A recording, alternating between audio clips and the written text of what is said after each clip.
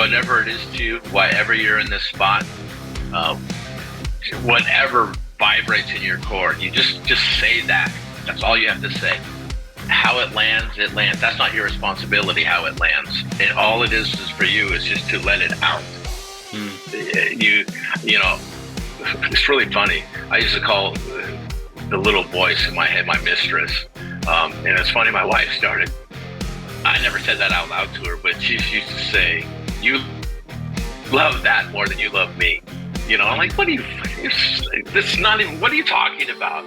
But as I went through the whole process of, you know, weeding it all out and going through and asking the tough questions and having the tough conversations, damn, she was right. I did love that thing, that mistress, that drink. She was seductive as hell to me. Welcome to the 1000 Days Sober podcast. My name is Davy. I am not an alcoholic. I refuse to be anonymous. I am someone that doesn't drink alcohol, and I spend every waking moment of my life doing the same, like right now.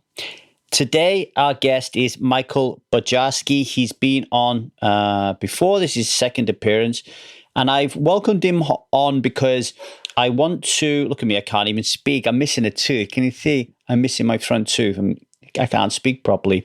I brought Michael on again because I want to celebrate and bring you more of our Strive family onto this show, because I know how difficult it is for you, those of you listening who really need help, to step forward, get off your seat in the stands and get into the arena. I know how difficult it is. Some of our Strive support coaches, Michael, one of them, took many years listening to his podcast before they reached out and said, I really need some help. Our job at Strive is to condense that time frame and find a way to urge you to find that confidence and that courage and that vulnerability to actually reach out earlier and quicker, because everybody who comes to Strive completes the Strive method and becomes someone that doesn't drink alcohol and then carries on that journey to live a self-led life. They do kind of wish they did it earlier, right? Tick tock, time's always moving on. You know what I mean? Me and Michael talk about that a bit today. So I want to bring these people to you so you can see that they're flesh and blood, that they're human, that they're all in different stages, right? Michael is just over 900 days without having a drink on Strive. But we have people who have been with us for many years who are still drinking, right? And that's okay with us at Strive. So we're going to bring some of those people to you as well, okay? We're not here to tell you that we are the 100% success rate place to be. It's not about that. And we don't define ourselves actually on the metric of how many people stop drinking alcohol. Like I continually say here, you can be sober and be a right dick. We want people to grow and evolve. And if that means you have to drink whilst you're growing and evolving, then we're okay with that, right? We are united as strivers to live a self-led life. That is the most important thing, to be checking in every day to making sure we are showing up and being present for those that we love the most. And Michael does that really well. Michael is from San Fransisco. He's been on here before, like I said. He's married to a beautiful woman called Gina. And he has been with us for a long time now, many years. And he came as somebody who was struggling with alcohol, as you'll hear in this story. He died as a result of it and was brought back to life. And in the beginning, when Mike joined Strive, I would laugh at him because he would be consistent. He would show up consistently and type in the forum there, but he wouldn't say much. And I was like, Michael, when are you going to say? When are you going to say something? Which is incredible today when you hear him. He has so much wisdom to share. And please check out his Substack articles. They're amazing, right? So please follow him there. He's got a lot to say. And he slowly and surely did the work in the Strive method and grew as part of his community. And now he's a leader. I mean, he's a leader anyway, but he's a leader at Strive. He's one of our Strive support coaches. He runs the regular Wednesday and Thursday night shift here on Zoom with our strivers and showing up and supporting people People love him, and he's made such a big difference in people's lives, sharing what he's learned along the way. Okay. So I hope you enjoyed this conversation with Mike. And if you want to join and learn from Mike, then reach out to us at thestrivemethod@gmail.com. We're on Discord at the moment, which is a community app. It's amazing. It's thriving. There's a free version of that if you want to join. But if you want to really get in and do the work, do the Strive method, get involved in our quests, get online in our group meetings, then we have a subscription service at $99 a month, okay? And if you're struggling financially, just let me know in the email and we'll see what we can do for you, okay? So without further ado, I'll shut the hell up, leave you in the capable hands of Strive support coach, Michael Bojarski. Michael, did you know that you're a rare breed of people, two-time guests on the 1000 Day Sober podcast? I honestly think in over, close to 400 episodes, I think you, Melanie Joy, and David Burns are the only people who've been on here more than once, I think. Wow, extinguished company. Darn, thank you. I had this thing, it's like, I'm never going to have the same guest on twice. I had no reason. There was no reason behind, no logic behind it. It was just something that I kind of stuck with. Oh. You know what that is? Your alarm to check in. Yeah, that's my. To see if you're feeling good. That's my above below the line alarm. Are you above the line right now? I am. Do you know what, Michael? I was feeling a little bit tired. No, I wasn't. I wasn't above the line. Actually, I was feeling a little bit tired, and I was feeling a little bit of energy downstairs with Liza, where she's also tired, and a little bit of my inner child come out, where it's like, oh, she's unhappy with me because I'm taking up too much time, right? So I got to be honest, coming on here, I was a little bit below the line, but now I've seen you and my alarm's gone off. I feel much better. There you go. I feel much better. So you just had some blood work done. Share with the audience. Well, no, it's actually my just past 3 years from my heart surgery. So I go annual visit, and the doctor was actually like, "What the heck are you doing here?" Just because you make me come here, that's why. But I'm just. He says your heart's a piece of art. Everything's pristine. What are you doing that's making you so healthy? I don't know. I'm not drinking. That's one big thing. But just, not doing anything stupid, making good choices, getting good sleep, exercising, eating well, basics of life. So, but clean bill of health. Okay, I'll see you in a year. And that's it. But, when you have such a situation, it's stressful going to it, even though I know I'm all right, but you still don't know. Like, I have to have this echogram every time I go. And yeah, what if they see something different? What if one of the sutures is torn loose? What happens if they have to crack my chest open again? So until you hear oh no, you're like great. It's a little walking on eggshells, nerve wracking.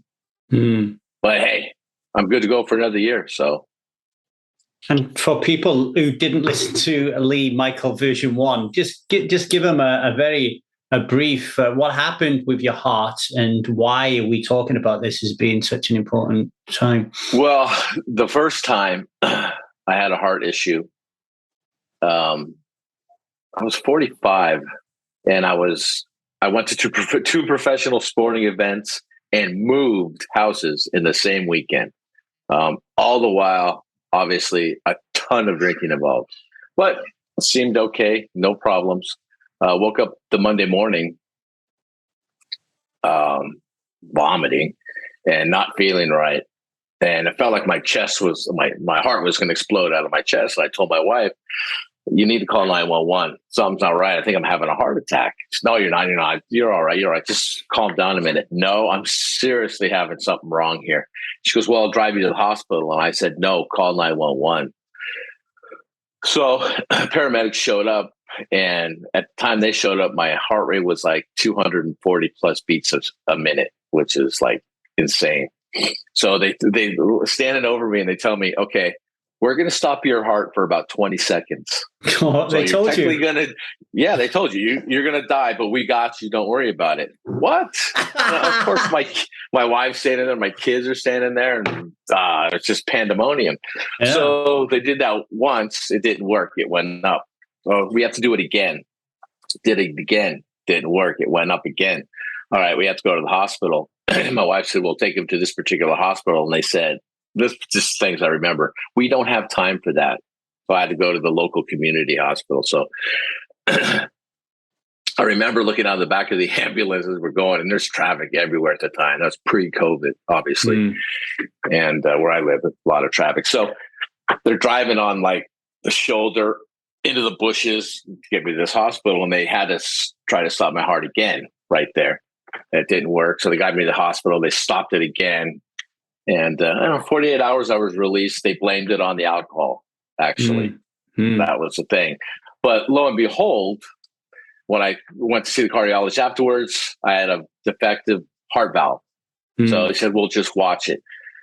Well, in the meantime, I started getting worse sick with a few different things. I had to go on disability. Then I get a new cardiologist because mine retired. He says, if this doesn't look right, I think it's the cause of your problems. We want to do open heart surgery. I said, no, we're not going to go there. Finally, I said yes, like 2 months later. I woke up after the surgery, the first time in my life that I can recall where I didn't feel like, God, there's something not right. I just don't feel right. It was like anxiety, but it wasn't anxiety. And I knew my situation was solved, gone, good. Here I am. So, I mean, the surgery was just 3 years ago. So I waited all that time, like 10 years or so before I had the surgery. And here I am. I'm leading a new life. When you was in an ambulance, did you think you was going to die? Yes. And the funny thing about it was I was okay with it. I didn't see any white lights, no long tunnels, gray. Everything was, I remember, okay, we're doing it. Everything just got gray.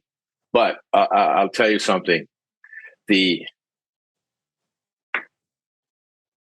peacefulness of it was something I can't even describe, put into words.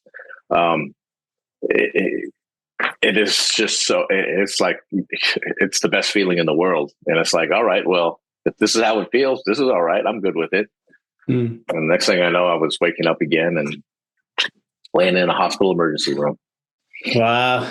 Super scary, right? Yeah. And so talk about, go on, sorry. No, that's all right. Go ahead. I was just going to say, talk about, they blamed it on the alcohol, but, alcohol is just in there with a mix of a lot of other things that is going on at the same time. And each of them they buddy up with each other, don't they? Do you know what I mean? Like, yeah, they teamed up on me. Yeah. I look at it like God just threw down the gauntlet and said, all right, you want to try to play this game? This is what happens when you add this, and this. Bang. I'll give you one shot at this. And see if you come through with this. You come through with this, you better do right by me. That's how I look at it. It's like, so I got my second chance, and it means a lot to have a second chance. Nobody should go through the first opportunity. Don't waste your first opportunity and have something happen, and hopefully you get a second chance. Yeah, take your first chance. I mean, I never had anything like. I mean, it happened so long ago that I don't really talk about it that much. But when I got stabbed in Cyprus when I was 18, I could have easily died. I don't have any memories like you do of all the razzmatazz afterwards because I was so drunk. Like I actually woke up with the stitches already done, acting like an arsehole. But it's kind of like there's a whole lot of things in that moment that have to change. But you're not even aware of them, right? You're not aware of them. Like you might wake up one day and think, right, I got to stop drinking alcohol, but you're not at that moment thinking, and I need to fix my marriage, and I need to fix the way that I'm talking to people, and I need to fix my father wound and my mother wound. And and I guess if you did, it would be too daunting, right? Like, what was your journey? How did you get better, so to speak? You know, I came out of it, and I was home, and my wife stayed home for a few months from work, making sure I was okay. And as soon as she went back to work, I started drinking again, kind of going back into my old pattern. And then that's actually when I joined Strive a couple of months, like right after that. So that first, I forget what it was called at the time. And then I blew Valentine's Day that year. And the very next day, the February 15th, I just said, you know what? I can't do this anymore. There's just got to be something better to it. And actually, the whole thing was my little grandson at the time was sitting on my lap, and he turned to me and he was like molding my face and looking in my eyes, and he said, "Oh, there you are." And that was it. That's all it took. And it's like, all right, I gotta make right by things. I can't miss out on these things. And so, yes, there's all those things, you know, that had gone wrong, or the hurt feelings, I'm gonna call it drinking trauma that you end up laying on other people that you had to correct. And it's been quite a long time now, but you could definitely see the benefits of changing things. And it can't happen all at once. You just have to take one thing at a time, one day at a time, and live above the line. You really do. And I've turned from just slowly taking the step of being aware of the line, as taught in the Strive method, to not only am I going to be above the line, but if I'm going to do anything, I'm going to do it to the best of my possible ability. I'm just striving for excellence. That's like my mantra right now. Just strive for excellence in everything I do, no matter what it is, you know? So that's what I'm doing. And behind every great man, there's an even greater woman. You know, you and Gina have been together since the year dot. You know, like, how important is it to have someone like that behind you when you're going through a tough time, you know? Honestly, I don't know why she's still with me. If it was the roles were reversed, I probably would have gone. That just shows what type of woman she is. But she has said that I knew who I married. I know who you are, and what happened wasn't you.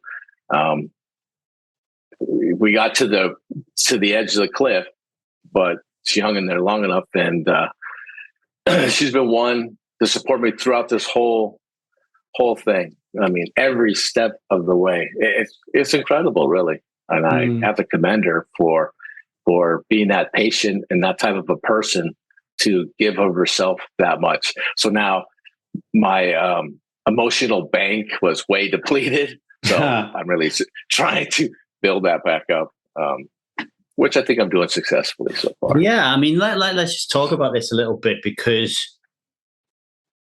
the other day Gina said to you, "Oh, Michael, do you know what today is?" And you're like, "No, I don't know. What's today?" And it's like, you're 900 days without having a drink. And having that cheerleader in your corner versus some strivers who don't have that. Like, it's a battle. It's actually a battle with the person they love the most to get them to understand how important this is for them and for them to support them. Well, there's that part, but there's also an element of fear of even approaching them to explain how important this is and ask for support. It's complicated, it's difficult, it's challenging. And you've got her in your corner with her pom-poms. Talk about that a little bit, you know, about the difficulties and the challenges that people face. It's really hard, but I think when it all comes down to it, it all reflects on who we are or who we want to be, you know, honor ourselves. Now, if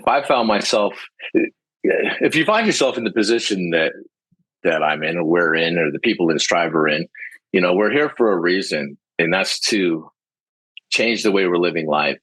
And if you can't talk to the person that you love the most and who supposedly loves you the most, and that's who you're with, if you can't do that, I don't know.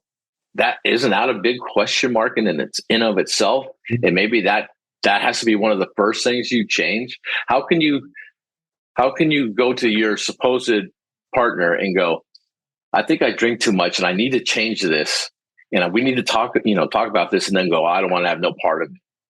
What are you supposed to do? If the person who is most special to you abandons you like that, how can you move forward? That has to be. I can't imagine the people that can't even broach the subject and have the conversation. How are you supposed to make yourself better if you can't trust that person to do this? Why wouldn't they want you to do this? Well, most likely because they're drinking too.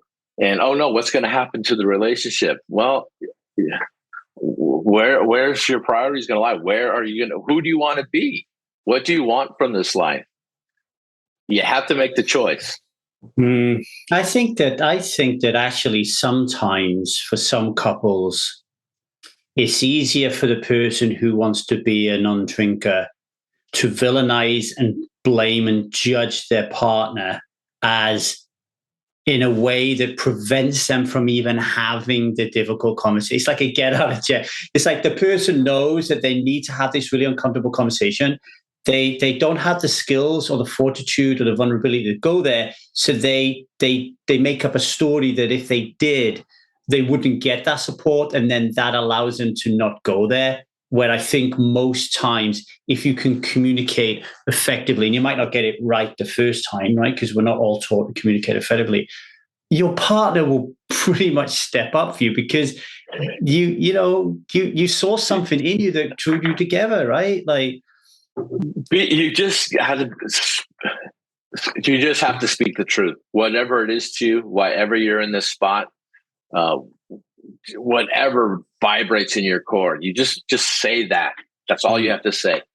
How it lands, it lands. That's not your responsibility. How it lands, all it is for you is just to let it out. You know, it's really funny. I used to call the little voice in my head my mistress, and it's funny. My wife started. I never said that out loud to her, but she used to say, "You love that more than you love me." I'm like, what are you, this is not even, what are you talking about? But as I went through the whole process of, weeding it all out and going through and asking the tough questions and having the tough conversations, damn, she was right. I did love that thing, that mistress, that drink.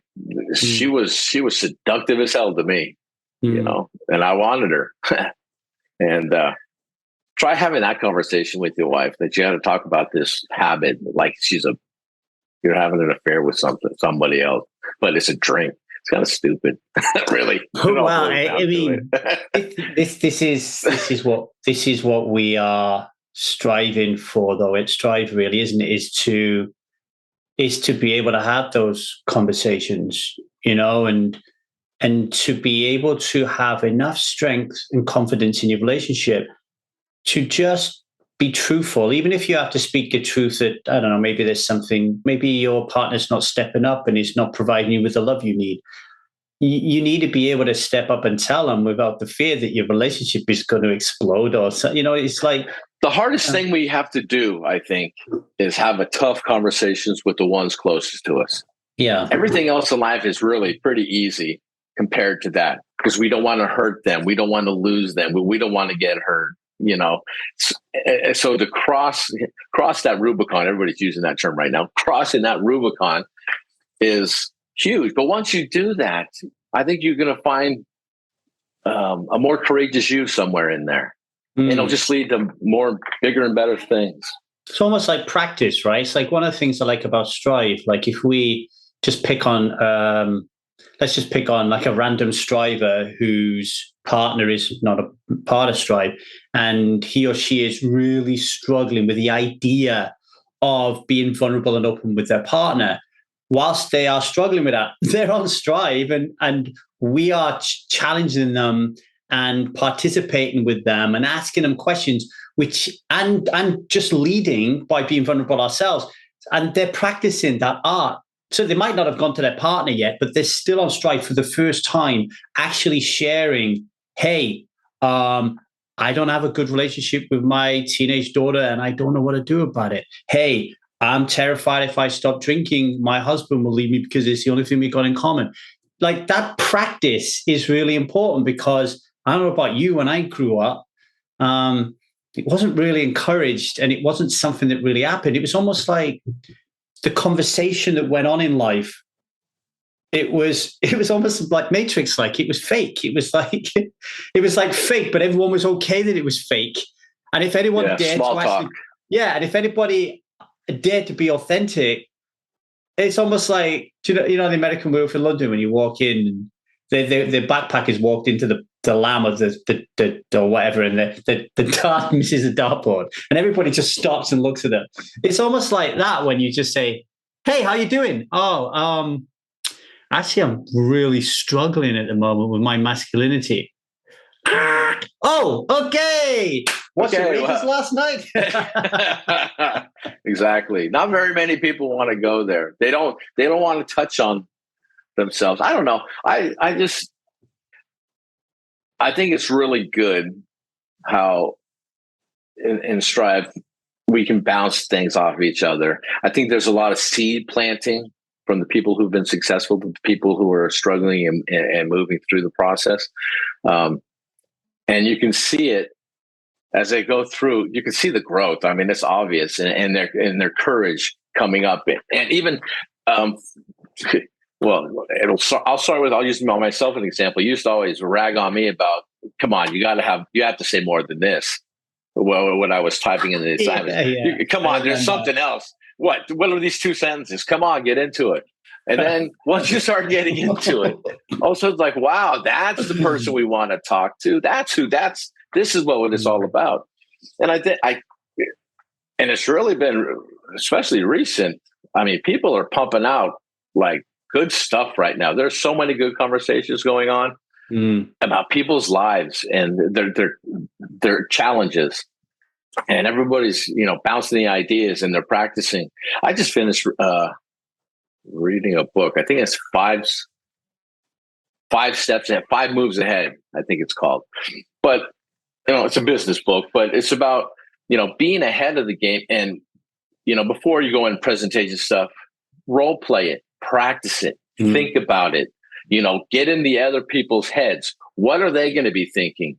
And I think if, before you go have these tough conversations with your dear others, think about if you were them and you were about to say this, what would your reaction be, right? What are you going to say if your partner came up to you and laid something out like this to you, and run through all those things and have your own discussion with those things that you're answering, write them all out. And I think it'll build it up and you'll get better at it.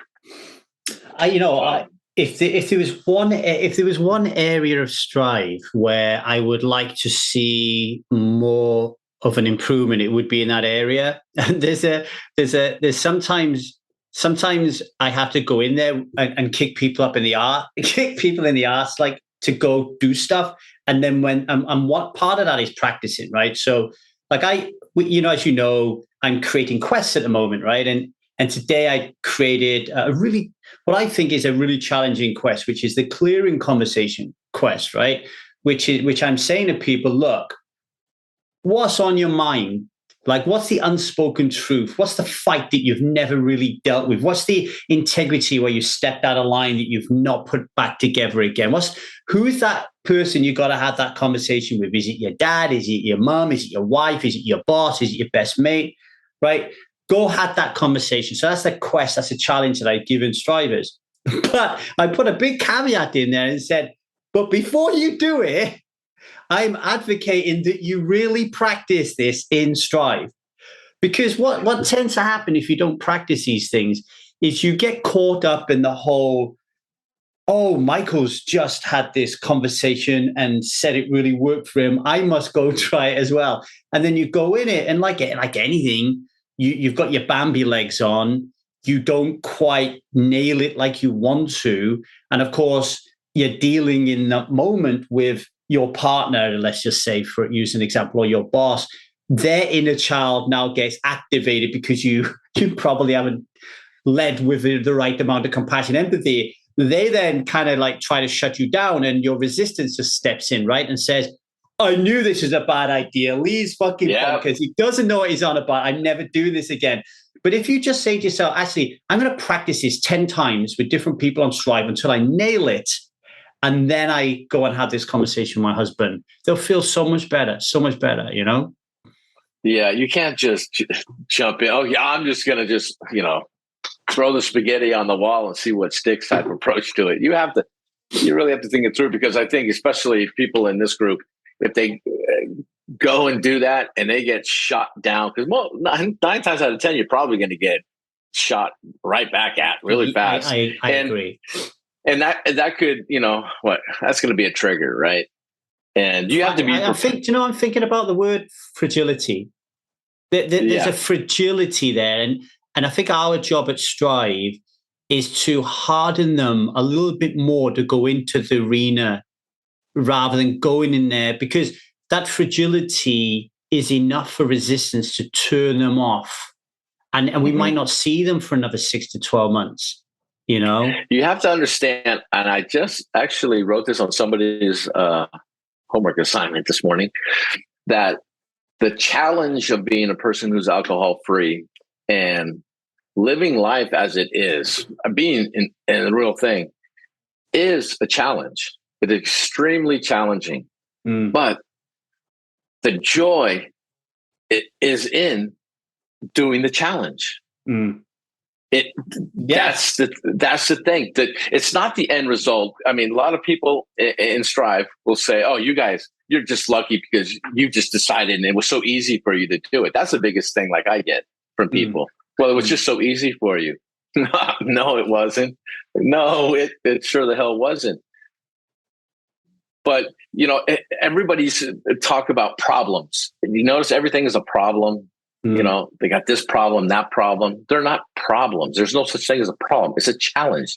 Just take the word problem out. It's a challenge. It's a challenge to talk to your partner. Okay, why? Not why. What makes it a challenge to talk to your partner? Oh, that's all it is. It's something to be solved. And if you start looking at life as, you want it to go as smooth as possible, as a series of challenges, because everybody's going to get them. We're all the same in that fact. And it's just something, okay, I have to sit here and think a minute about it. Oh, okay. And go forward. So just jump right over it. But you can't do it. And I also said in this thing, you can't get up in the morning, put on the strongest pair of glasses that makes you go like this and walk out your door and expect everything to end up okay. Yeah.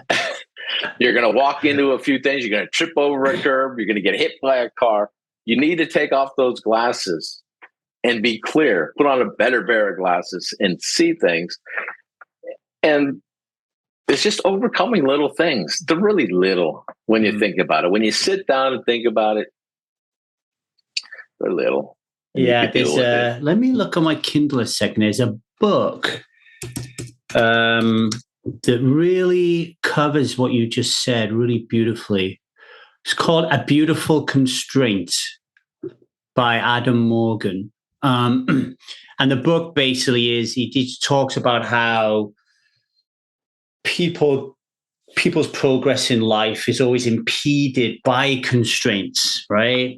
Which allows our resistance to keep us on the path of least resistance, because resistance, our parts, our ego, our fractured ego, it loves constraints, because it's like, oh, okay, there's a constraint. I can't go beyond that. I'm just going to have a cup of tea and watch Netflix.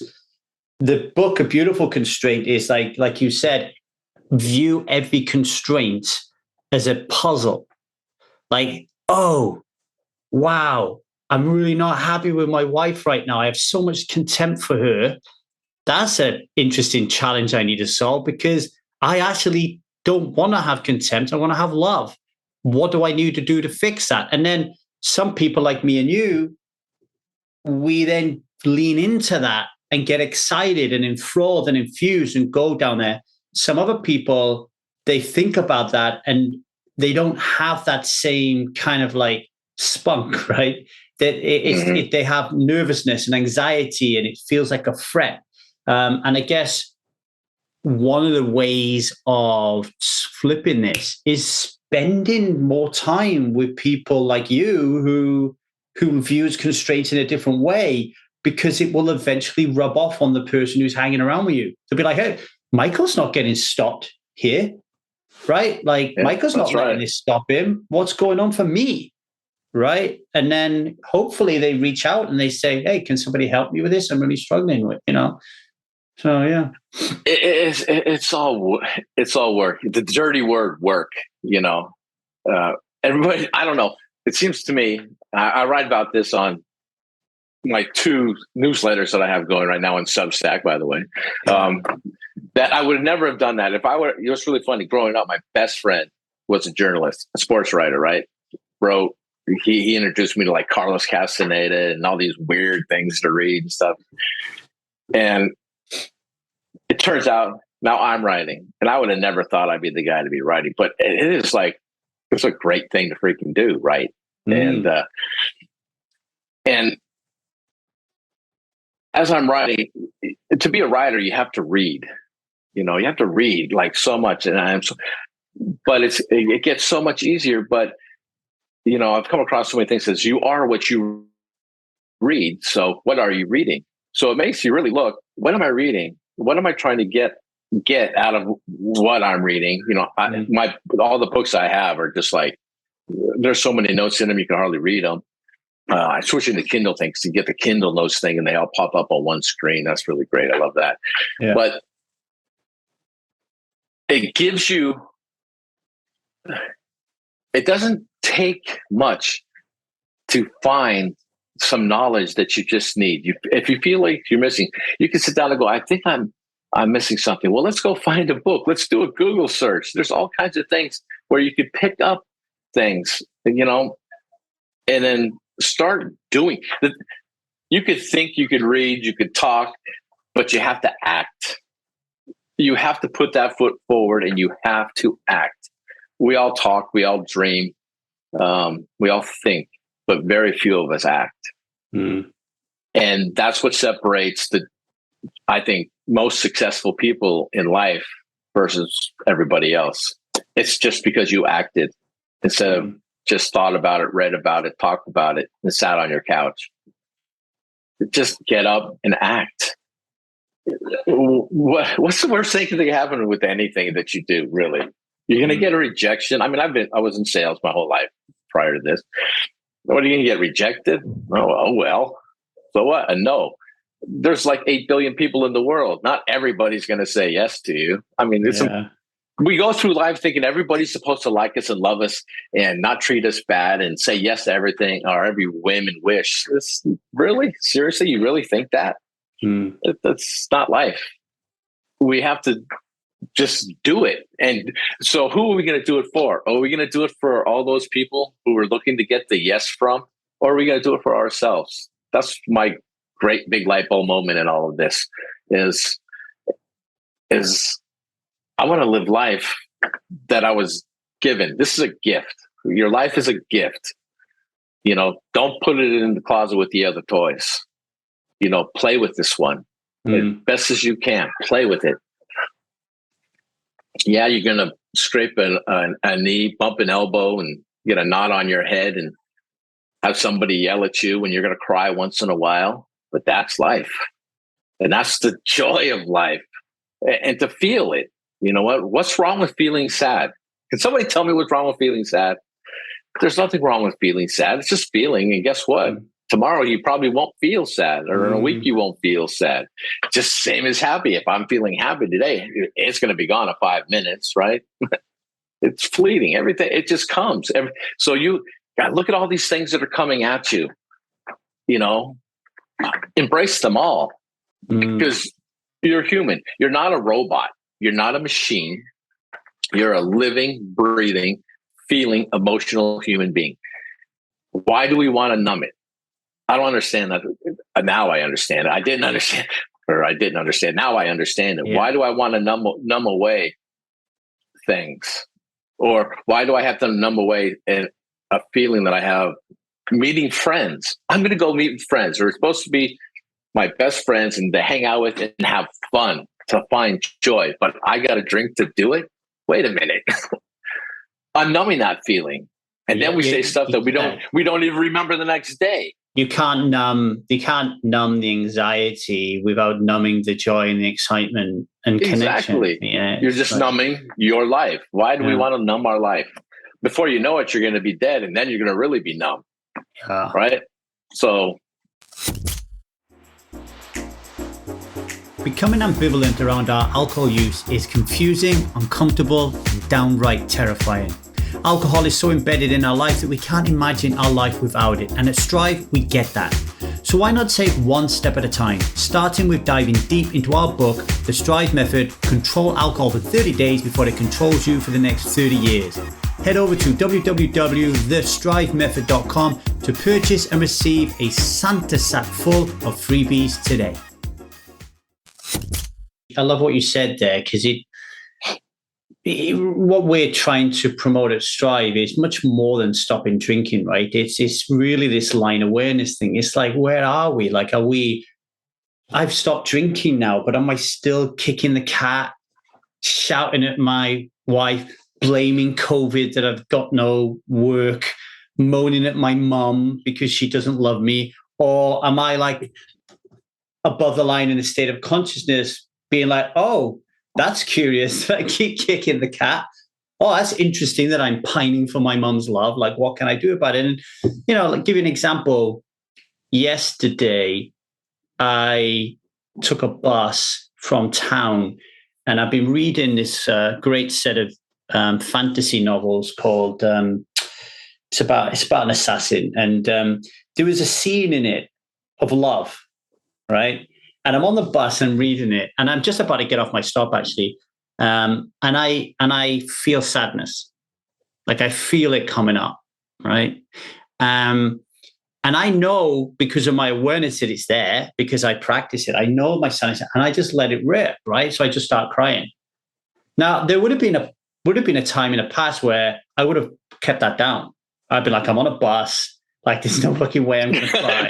What? And I'm not bawling, right? But so I'm like, oh, I need to cry. So I cry. I press the button to stop the bus.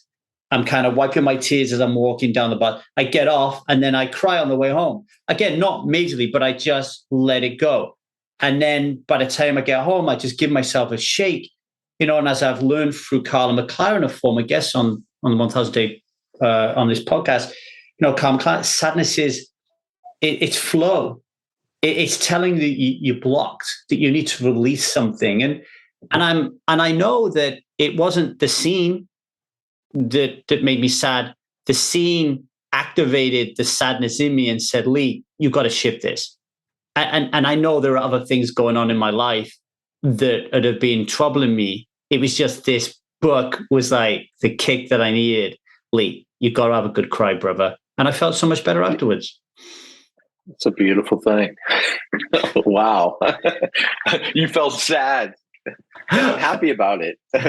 Yeah. See, it's perspective. It is all perspective. Well, so many emotions are like, think about it. Once I'm sad, then I can become deliriously happy. When I'm afraid and excited, they're kind of, once you get aware, you're like, hang on a minute, excitement feels like fear. Like, how does that work? I thought they were different, but they're kind of not. And then, one thing that I just want to stress to everybody listening here is to just ask yourself right now in this moment, just ask yourself, what have I been through up to this moment?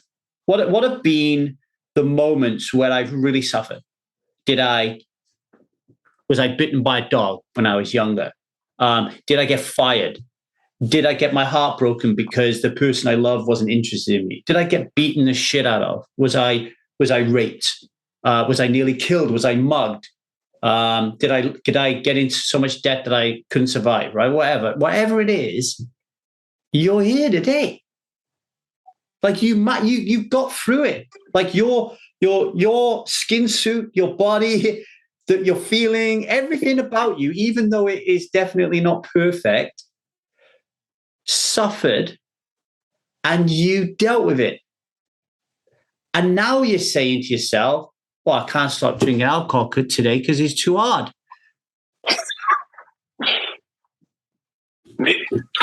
It's baffling.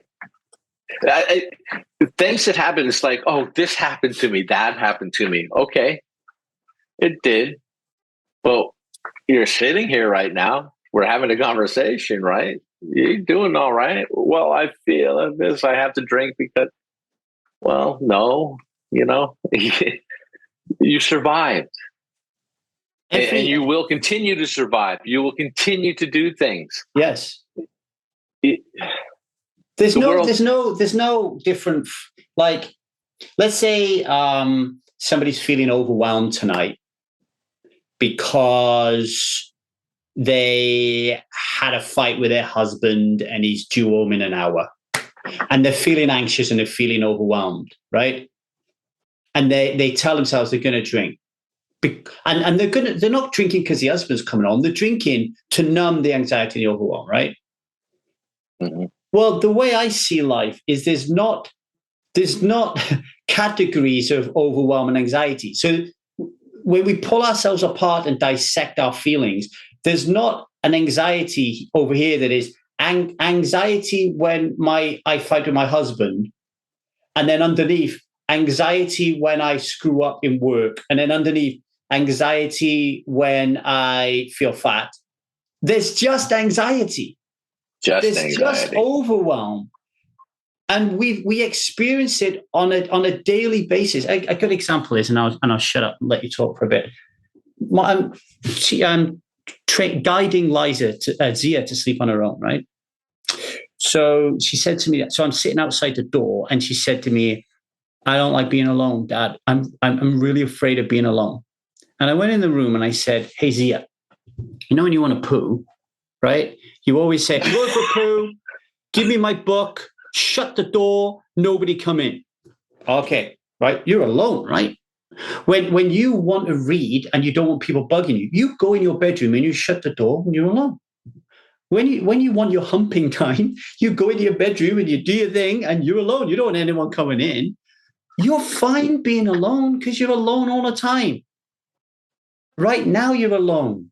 Oh, yeah. But I'm afraid of the dark. Okay, well, we'll put a lamp on. Mm-hmm. Right? It's just broadening your thinking a little bit, right? And changing your paradigm, which is super fixed, super comfortable, super safe, right? It's like the sleeping thing. My son, he would never sleep in his room. We had to tie doorknobs together with ropes to keep the door. This kid would jump out of his crib and fling open doors and come running. I'm not doing it. And he used to always come running in our bed, like constantly. He was a couple, 3, 4 years old even. He was still doing it. We couldn't break him of the habit. My wife was exasperated. She goes to the doctor and says, he always wants to sleep with us. We can't keep him to sleep in his room. And the doctor didn't even bat an eyelash. Trust me, by the time he reaches high school, he will not be in your bed. Yeah. Shift in perspective. Yeah. Duh. I mean, this is, and honestly, when you think about it,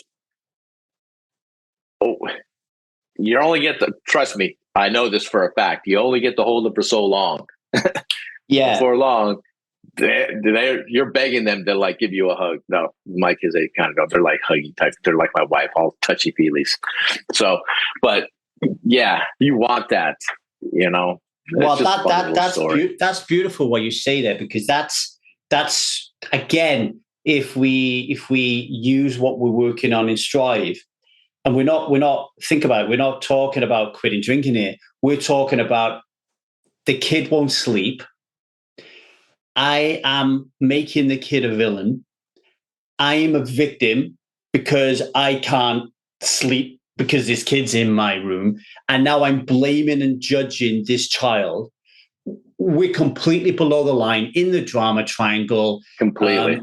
Autonomic nervous system, in sympathetic nervous system state, you are much more likely to drink. Right. Now, if you do what you said and then say to yourself, okay, let's change the paradigm here, right? How can we flip this completely? And then you say to yourself, okay, so let's come from a place of compassion, which is above the line thinking.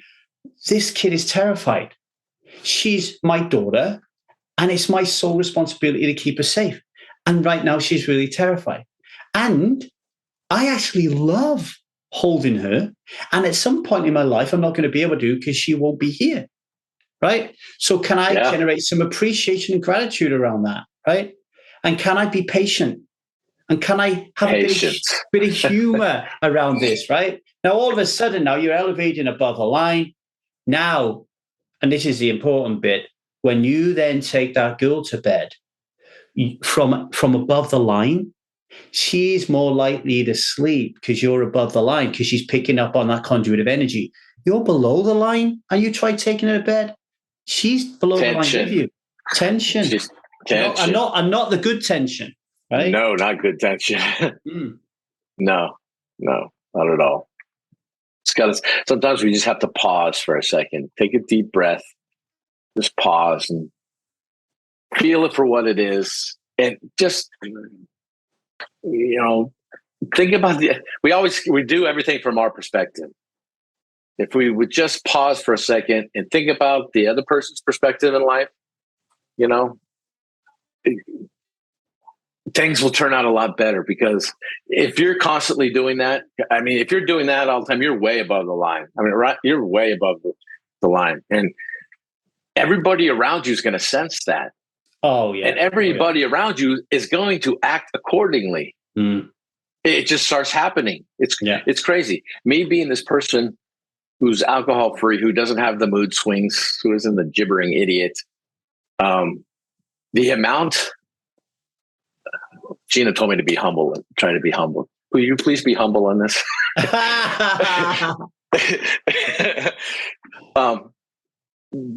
Respect is the best word I can give. The amount of respect and the people that are actually turning to me for things is quite amazing. And I'm actually enjoying it.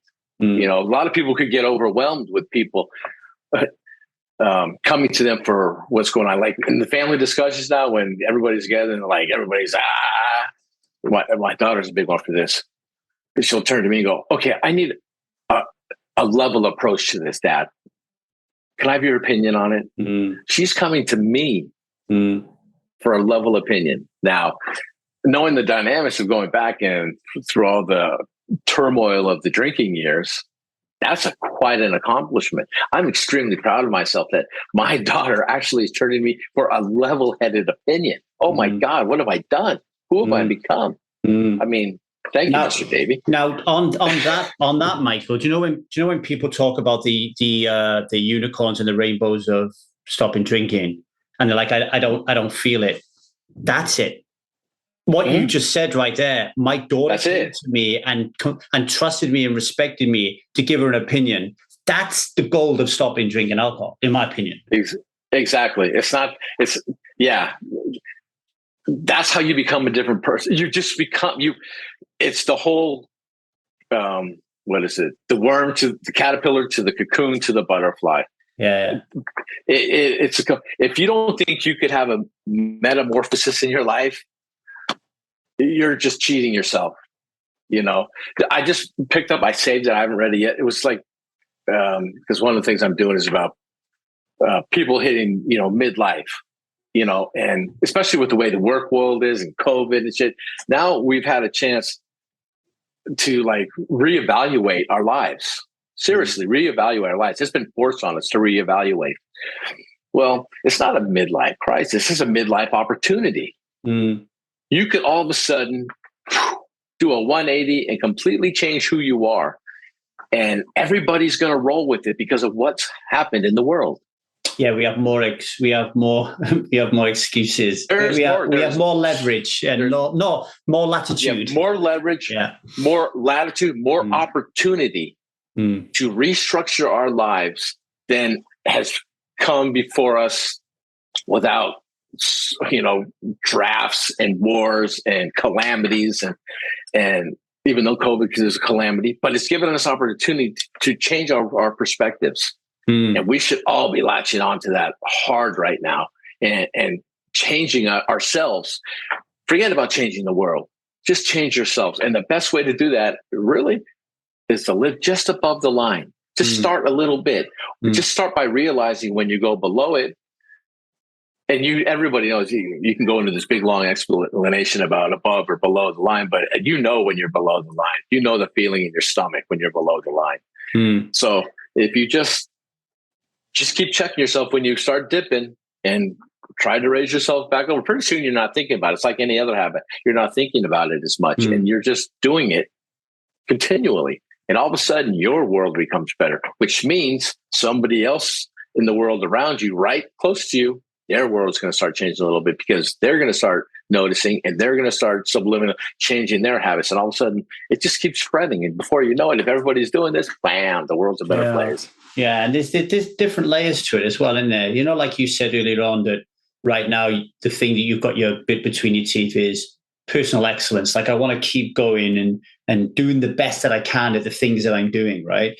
I mean, I think about that with wanting to be above the line. Like, there are moments when it's clear, like I'm clearly below the line, right? I just shouted We're at human. the dog or whatever. We're human. We're gonna have a below the line moment. Just to tell people, like, you know, my understanding and learning from the Conscious Leadership Group is human beings are biologically and neurologically programmed to come from below the line, right? Like it's like that's our natural setting. So what we're asking people to do is unnatural, but it doesn't mean that we can't do it, right? But there's different gradations. So there's like, I just kicked the cat, so I kind of know that I'm below the line because I'm angry, right? You may call that level 1. But then when you stop kicking a cat because you've raised your awareness a little bit, now you can go into the nuance. Now you can push at the edges. And now you can be like, oh, and this is where critical thinking, deeper thinking, and philosophical thinking, and reading things like Stella likes reading the Stoics and stuff like that, other people's thoughts and opinions, you start going, oh, okay, well, I think I'm above the line, but am I really? You know, now that's just a different layer, right? So I've noticed, for example, Mike, that... How about this? Instead of the world challenging you, you start challenging yourself. Yes. And don't let people shut you down for doing that, right? No. Because they're just projecting. They don't want to do it. They don't want to work. They're projecting a little bit of fear there. You know, like I found that if I'm doing something when my alarm goes, so for people listening, what we encourage is strive. More important than stopping drinking is line awareness checks. Why have checks? Because you're not used to checking, right? So my alarm goes off every 2 hours. And when it goes off, it's a reminder, because I'm a work in progress, right? It's a reminder, Lee, check in with yourself to see if you're behaving above the line or below the line. Now, I've noticed when I'm doing something, when I'm doing something, I'm typically in a state of flow, because I'm very fortunate that the things I do are aligned to my meaning and purpose, right? I'm very fortunate in that regard. So when I'm doing something, I'm in a state of flow, and I'm typically above the line. When I'm below the line is when I'm not doing anything. And what will happen is my thoughts will go towards the fact that I've got nowhere to live on Saturday. My thoughts will go towards the fact that we were just turned down for a rental opportunity because our credit weren't great. My thoughts will go to my trip in Cyprus in 2 weeks and start worrying that I haven't got my shit together, right? Now that alarm allows me to go, holy shit, I'm time traveling, and I'm actually below the line because I'm being a victim in these different areas. How can the opposite be true? And this is what I've been practicing lately. It's been amazing for me. How can the opposite be true, right? So it's kind of like, oh, I didn't get the property, but that's a good thing because that property weren't for me. Oh, I am going to Cyprus, and that's a good thing that I'm nervous, and I'm going to have a really amazing, beautiful time there, right? So all of a sudden, I feel my energy shift. I smile.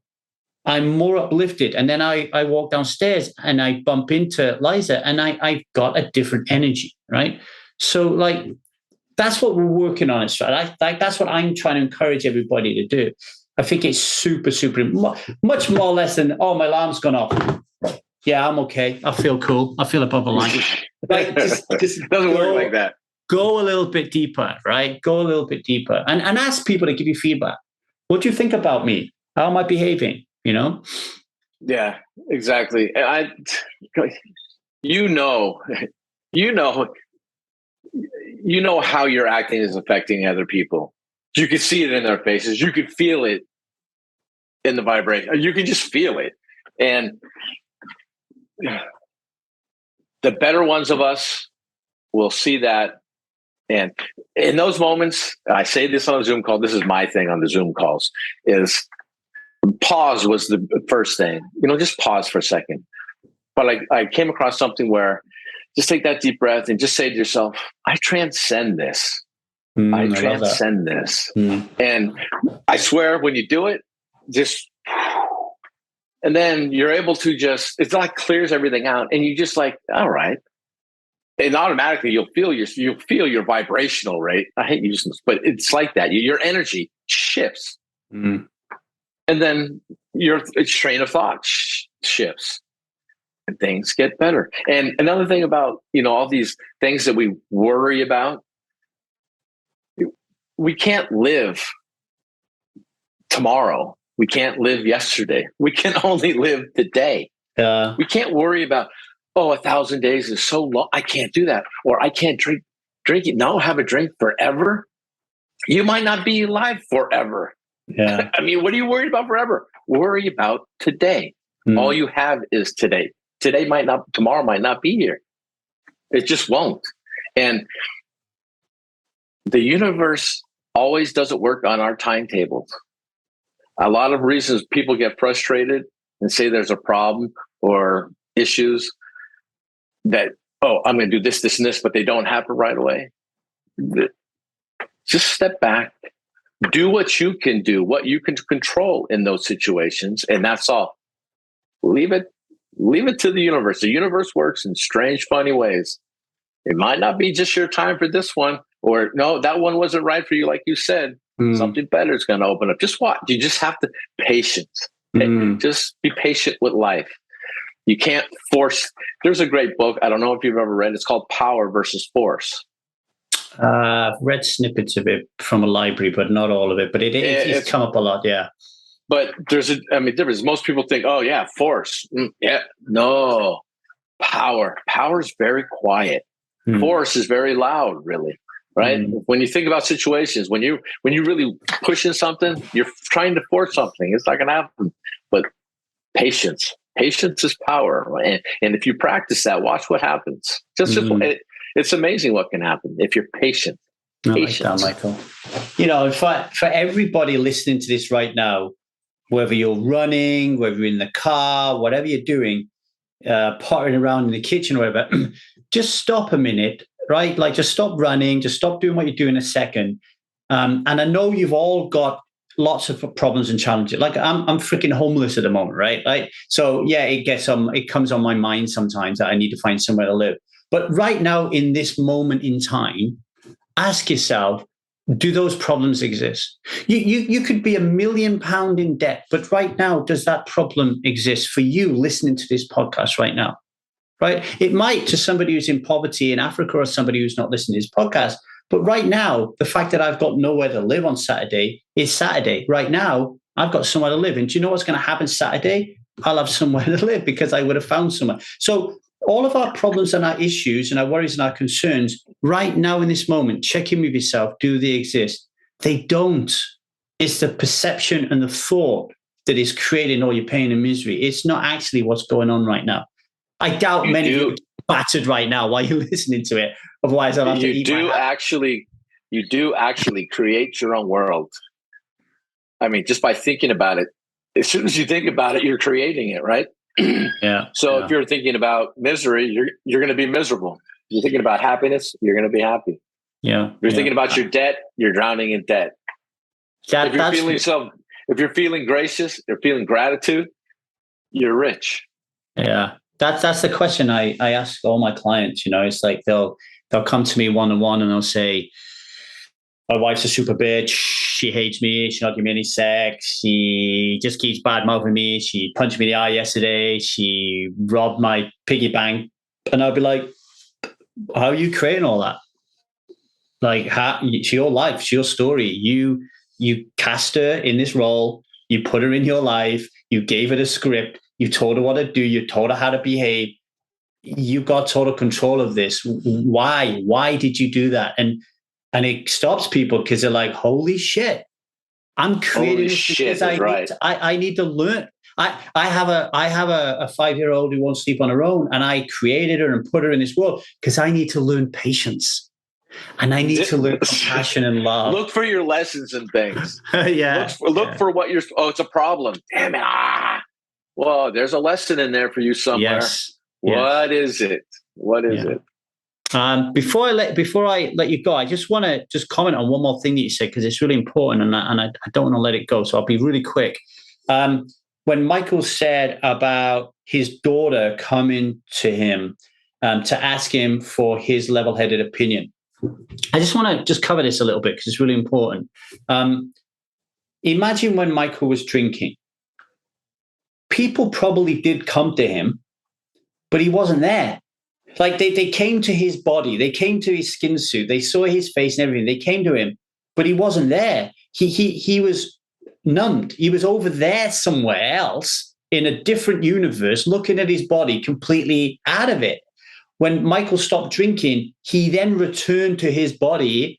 And then all of a sudden, when people develop the trust because of his energy to go to him, he's there, right? So that's like super, super important, I think, is just be aware that when you're drinking and you're numbing out, you are actually alienating yourself from people and creating distrust.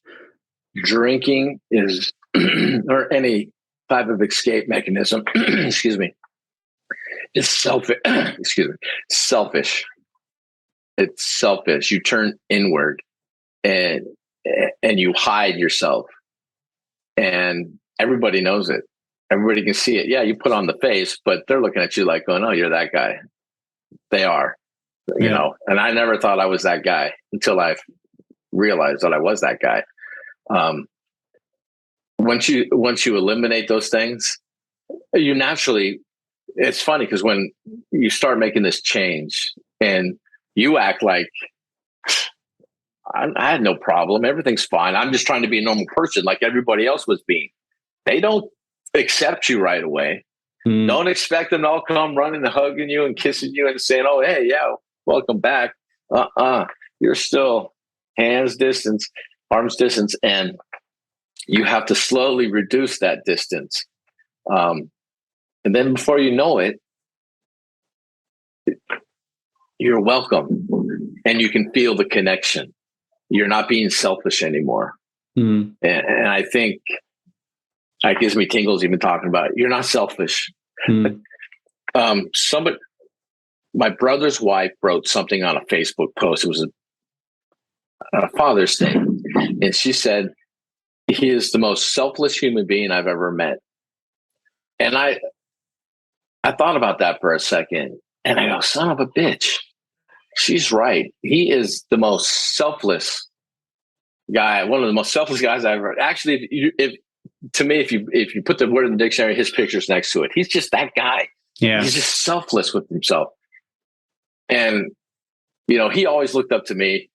I always protected him and everything. Even though he's like way bigger than me too. This is funny. Younger, bigger. But ever since that comment, I so admire him and look up to him. I haven't told him that yet. I have to do that. But that's been like another goal of mine. I want to live a selfless life. I want to be selfless. I think everybody should be selfless because I think if you're selfless and give of yourself, I think it's true in some of those things. It just comes back at you. It cannot help but come back at you. Yeah. You know? And that's who I want to be. Out of all of this, that's all I want to be. Well, you're getting there, Mike. You selflessly gave up your time to come on our podcast today. I really appreciate it. You are writing. You are writing. Yes. Tell the folks how they can get on your list and read more of what your thoughts and your thinking around the life. I have two things on Substack. My name, Michael Bojarski, at .substack.com. One of them is Deep River. You can go on Substack and look up Deep River. Also, it's about having a conversation with your soul. And it's really about, listening to that voice within you and trying to to go by it. You know, we feel shame because we do something that goes against that little voice in ourselves, right? We put that name on it, shame. I think we need to listen to that a little bit more. So I talk about life just like that. And the other one I just started, it's called Arthur's Way, and it's about leadership. And I'm talking about leadership. You know, most leadership things that I find they're very business oriented, and it's about, you know, goals and profits and things, and the problems leaders have dealing with people, but nobody ever talks about the leaders themselves and the work they put in, the emotions they go through, and them as a leader. In my mind, especially with all this above the line stuff, a leader has to be so far above the line. Not only does he have to, his goals are only based on how it affects the people that he's in charge of. He has to remember that if he hurts those people in any way, he is not a leader. So he has to be, I call them kings or queens. I'm using that term because of Arthur's Way, but because that just epitomizes the very top of leadership, the very top, not in the monarchical type way, but in a very spiritual, do right type of way, even though right could be exasperating and it could hurt ourselves personally, but we know that it's right, and we have to be willing to take that stand and lead that way and lead other people that way. And a leader has to inspire, first and foremost, inspire people to be their best. My favorite football team, the Raiders, commitment to excellence. It's been there in front of my face my whole life. It's been there the whole time. Commitment to excellence. Leadership should be a commitment to excellence and excellence only, and it should inspire people to do the same. That's what I write about. Wow, I feel your passion in that. So go check that out. Michael is a Strive support coach over at Strive as well. So come check us out. You can join our Discord channel for free, actually. So just email me at thestrivemethod@gmail.com if you want to learn more about the things we talked about today. Michael, brother, I got to go. It's 7:00 here in the UK. So I got to go and spend some time with my wife and my child before I go to bed. Say hello for me. I will, but it's great to have you on, and I'll catch you in the Strive community, brother. Okay. Thank you very much, Lee. Thanks for listening to the 1000 Days Sober podcast. Without you, the listener, there is no podcast. So thank you for stepping up today. Please go to your podcast player, rate and review the show. It will help people get to know about it a little bit more, and we can save some more lives. I just want to say a special thanks to our producer, Stan, who is currently in the Ukraine. If you would like to help and support Stan and his family, email us at thestrivemethod@gmail.com and we'll find a way to do that. Special thanks to all of our guests who make this show so magical, and our Strive family for uniting in our common goal to be people who don't drink alcohol and live self-led lives. And if you want to join us, email us at thestrivemethod@gmail.com. And lastly, if you enjoyed this show, tell somebody about it. You could seriously change somebody's life. Strive on, everybody.